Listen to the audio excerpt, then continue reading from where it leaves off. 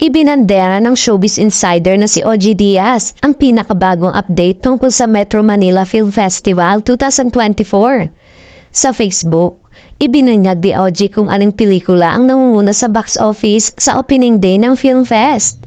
Ayon daw sa source niya, kasalukuyang number 1 sa taktilyang pelikula na pinagbibida ni Vice Ganda na ang The Breadwinner is. Wala pa daw sa kalahati ng views nito ang number 2 noong opening day nito noong Pasko, say ng entertainment columnist sa post.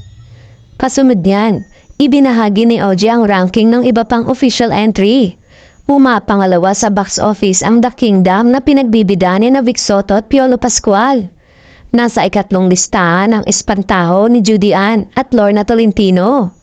Pang-apat ang Uninvited ni Vilma Santos, Aga Mulak at Nadine Lustre, habang pang-5 ang Wing Bones ni Dennis Trillo at Ruru Madrid.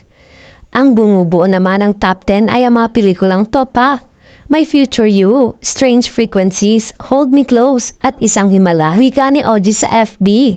Kung totoo man ito, congrats. Kung hindi, pakicorrect na lang ang ranking kung mali ang source ko.